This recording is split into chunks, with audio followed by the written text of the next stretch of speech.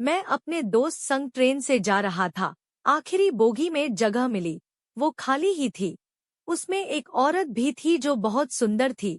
नमस्ते, मेरा नाम समीर है और मैं कानपुर का रहने वाला हूँ। मेरी उम्र 20 साल है और मुझे शुरू से ही औरतों की तरफ आकर्षण रहा है। अभी कुछ दिनों पहले मुझे कानपुर से झांसी जाना था। मैं वैसे तो हमेशा बस से जाता हूँ, पर इस बार एक दोस्त मिल गया।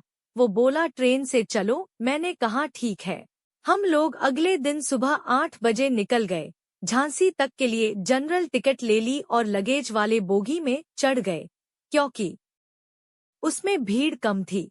इस डिब्बे में कुछ ही लोग थे, एक औरत भी थी जिस पर मेरी नजर बाद में पड़ी। जब मैं आराम से बैठ गया तब मेरी उस महिला पर नजर पड़ी। वो देखने में कुछ खास नहीं थी, या फिर सफर की वजह से कोई ज्यादा सजी धजी नहीं थी। पर जो भी हो, वो एक मस्त औरत थी और मुझे उसे देखने में मजा आ रहा था। हालांकि मैं उसे उतनी गौर से नहीं देख पा रहा था, क्योंकि मुझे डर था कि कहीं इसका पति इसके साथ न हो। पर ये मेरा डर कुछ ही देर में खत्म हो गया, क्योंकि उसके साथ एक लड़का और बच्चा ही था। जब धीरे धीरे लोग आने वाले छोटे छोटे स्टॉप पर उतरते चले गए, तब मुझे उसे देखने का अवसर मिलने लगा। अब डिब्बे में मेरे अलावा मेरा दोस्त, वो, उसके साथ का लड़का और कुछ लोग ही रह गए थे। वे सब अपने अपने में मस्त थे। मैं उसको देखता रहा, पर जब वो मेरी तरफ देखती तो मैं मुस्कुरा देता। कुछ देर ऐसे ही चलता रहा। फिर उसका बच्चा रोने लगा। उसका बच्चा छोटा था।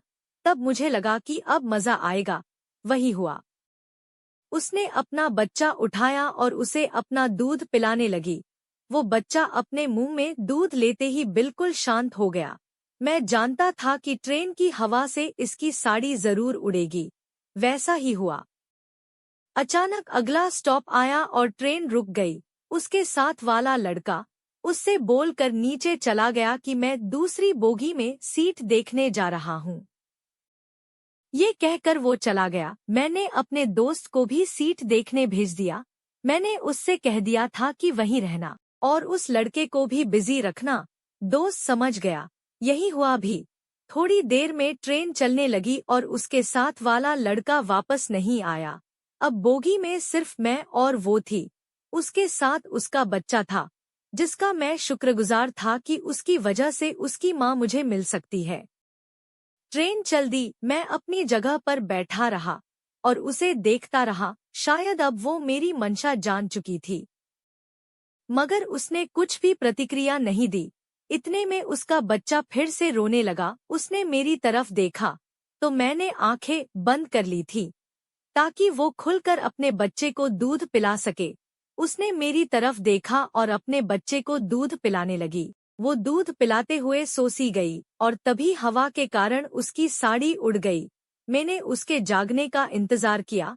जब वो जागी तो अपनी हालत देखकर शर्मा गई। उसने मेरी तरफ देखा तो मैं मुस्कुरा रहा था, वो भी मुस्कुरा दी। मुझे लगा कि अब ये पट गई। मैं उठकर उसके पास गया और उसकी तारीफ करने लगा। वो भी खुश सी दिखने लगी। मैंने उससे पूछा कहाँ जा रही हो, तो पता चला कि वो भी अपने मायके झांसी जा रही थी। जो उसे लेने आया था वो उसके चाचा का लड़का है। मेरी उससे यहाँ वहाँ की बातें होती रहीं। बात ही बात में पता चला उसका पति कहीं बाहर नौकरी करता है और घर कम ही आ पाता है। हवा तेज होने की वजह से मैंने उससे कहा तुम इधर को आ जाओ। आवाजें समझ नहीं आ रही हैं।